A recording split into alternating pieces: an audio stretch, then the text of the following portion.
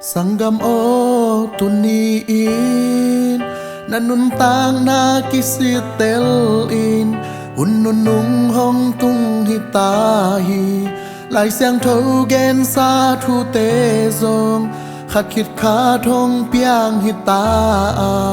nanun tang na koi mun na ôm lung ngai in la dây su kiang hong duan kik o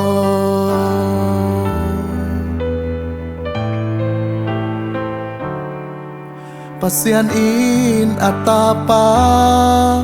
nay sun ấy hong pe khin dấu tua tapa khen pêu tên ton tung nun na nga ding lâu mi khen pêu te in càng mây li pi doan ding ton tung in gim na lian pi thuộc ding hi tuần ni hun hơi ôm lại in nan hun tang na kisit pa in sim lay tung hun lên ni te in hai bằng hong ngạc đến lâu ding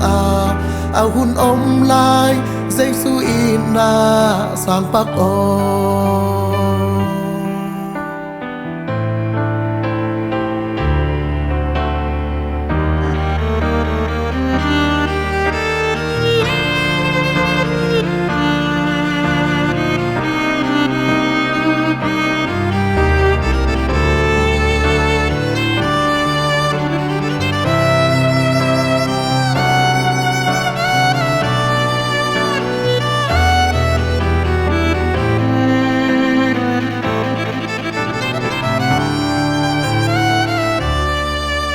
pasian in atapa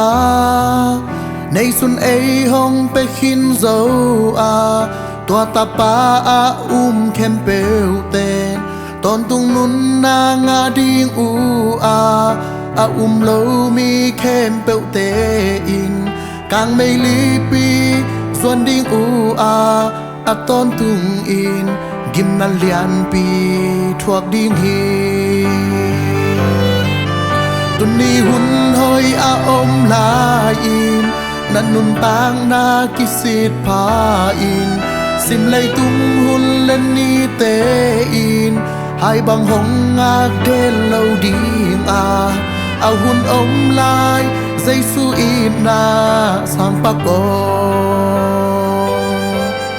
tuần ni hun hơi ôm lại in nan nun tang na kisit pa in sim lay tung hun lên ni te in hai bằng hong ngạc đến lâu ding hun ôm lại dây su in na sang pak o hun ôm lại dây su in na sang pak o hun ôm lại dây su in na sang pak o